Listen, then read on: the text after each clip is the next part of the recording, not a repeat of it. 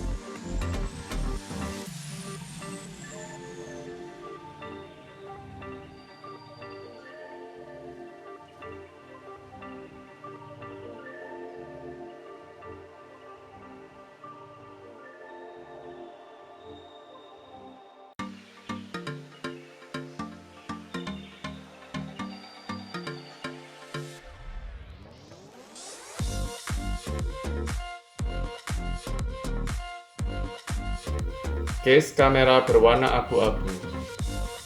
Case ini cukup unik karena memiliki lubang dudukan tripod.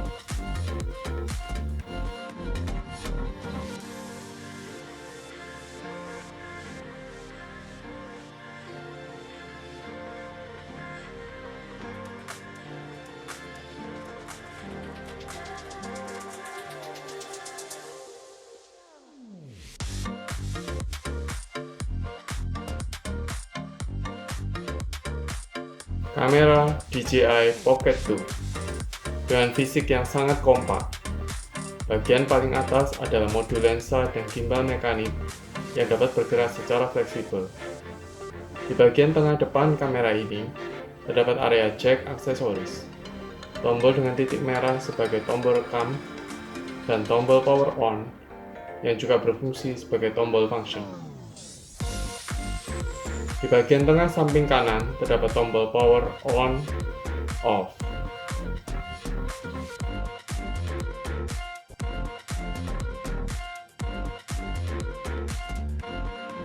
Di bagian bawah terdapat area jack aksesoris yang terpasang modul aksesoris USB-C bawaan pabrik. Kamera ini memiliki 3 buah lubang mikrofon yang tersebar di beberapa lokasi seperti yang saya tunjukkan. Posisi mikrofon ini perlu diperhatikan karena berpotensi tertutup oleh telapak tangan.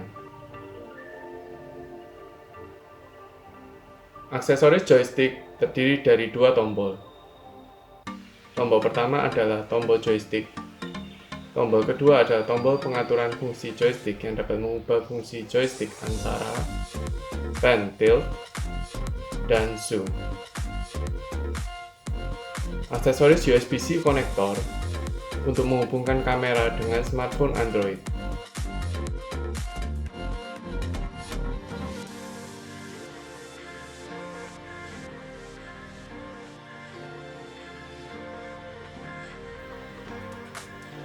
Aksesoris Lightning Connector untuk menghubungkan kamera dengan smartphone iPhone.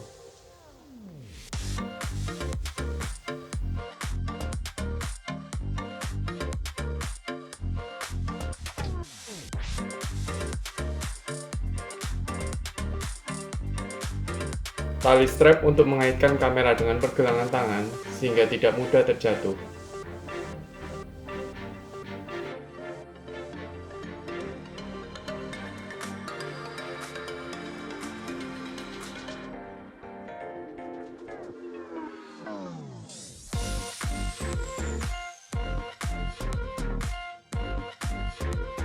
Aksesoris dudukan tripod untuk menghubungkan kamera dengan tripod.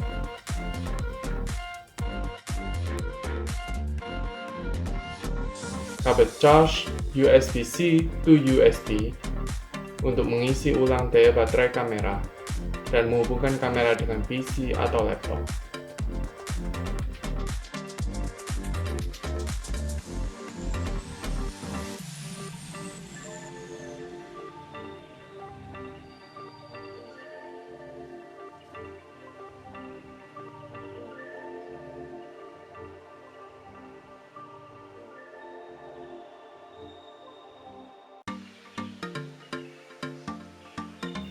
Quick Guide Manual sebagai buku petunjuk singkat penggunaan.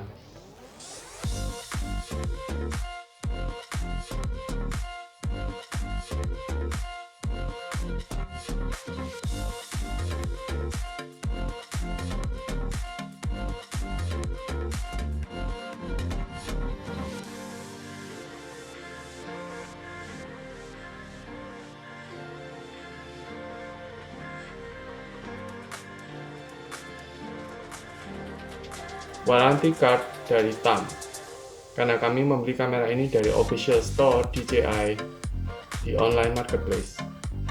Jika Anda membeli kamera ini bukan dari official store, maka garansi yang akan Anda dapatkan adalah garansi distributor.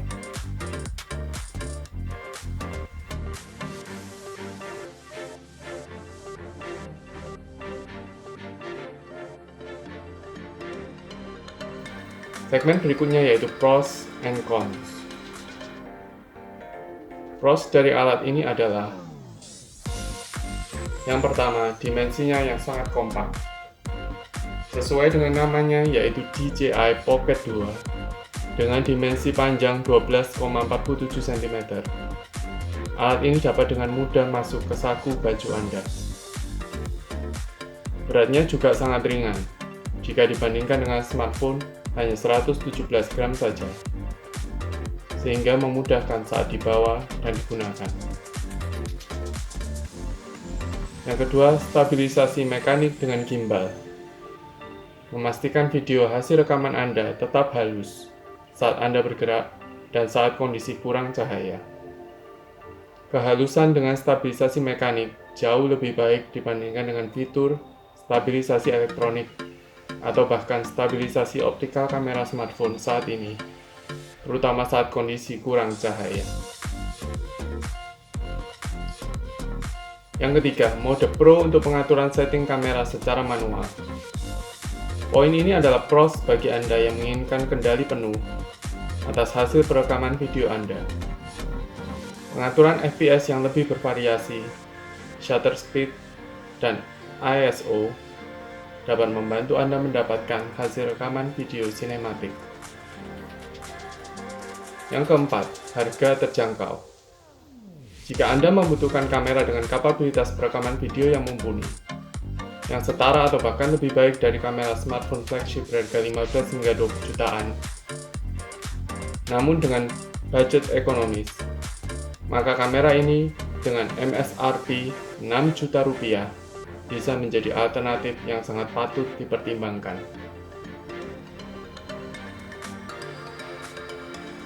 Cons dari alat ini adalah: yang pertama, durabilitas. Keberadaan stabilisasi mekanik dengan gimbal adalah kontributor utama kekurangan ini, karena membuat kamera ini sangat rentan dengan kerusakan jika terjatuh atau terbentur cukup keras. Yang kedua, usaha untuk membuat dimensi kamera ini sangat kompak menjadikannya minim built-in port, sehingga banyak aksesoris tambahan yang harus Anda bawa.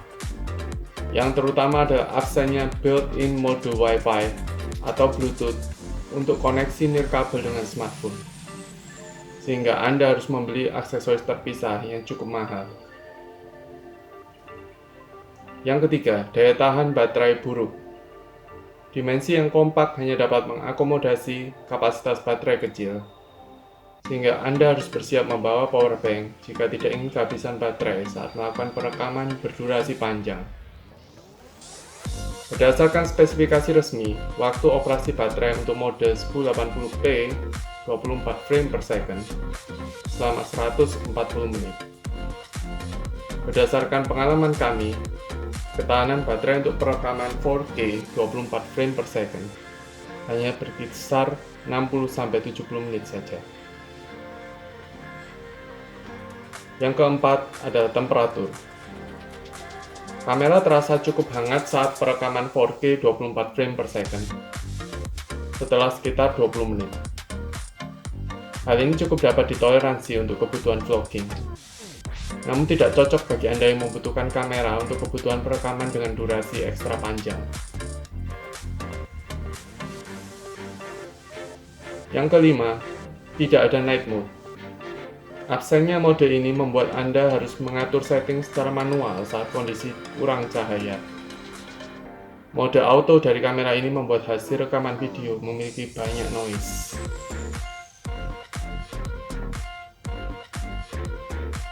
Segmen berikutnya yaitu tips and tricks. Beberapa tips yang dapat kami berikan adalah: yang pertama, untuk Anda pengguna kasual tanpa batasan budget, kami menyarankan Anda menggunakan smartphone flagship yang mampu menghasilkan video dengan kualitas tinggi dan kebutuhan editing minimum. Yang kedua, untuk Anda yang membutuhkan kamera untuk vlogging sport dan kegiatan yang cukup ekstrim, kami menyarankan Anda menggunakan produk kamera dengan durabilitas ekstra, seperti GoPro atau sejenisnya. Yang ketiga, selalu nyalakan mode Pro dan atur setting terutama terkait exposure secara manual. Kami sangat tidak puas saat pertama kali melihat hasil video menggunakan mode auto. Saat kondisi cukup cahaya, kamera secara otomatis menggunakan shutter speed yang terlalu rendah, sehingga motion blur sangat terlihat. Sedangkan saat kondisi kurang cahaya, kamera gagal menyeimbangkan nilai shutter speed dan ISO, yang menyebabkan hasil video penuh dengan noise. Yang keempat, berikan perhatian ekstra pada setting color profile. Mode Decentralized menjadikan warna video sangat flat dan tidak menarik karena tujuan utama mode ini adalah untuk pengguna yang mengaplikasikan post processing seperti color grading dan lain-lain. Gunakan mode normal jika tidak ada aplikasi post processing.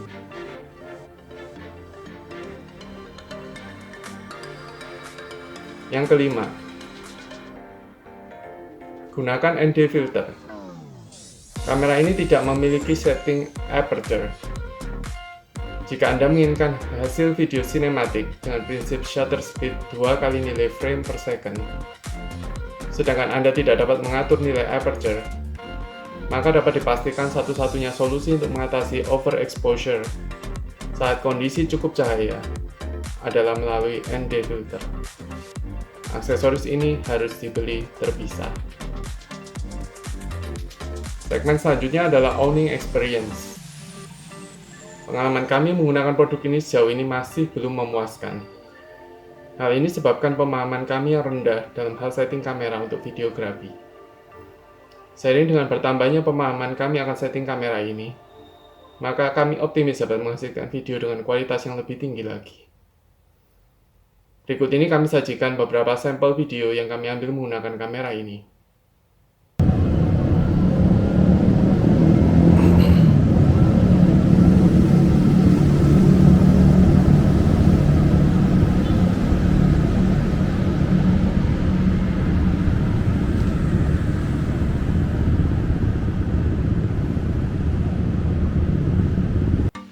Di segmen terakhir, kesimpulan yang kami ambil adalah kamera ini cocok bagi pengguna pemula yang cukup memahami videografi, yang menginginkan kamera dengan kapabilitas dan stabilisasi perekaman video yang mumpuni, dan kendali penuh atas hasil perekaman video yang diinginkan dengan budget yang terbatas.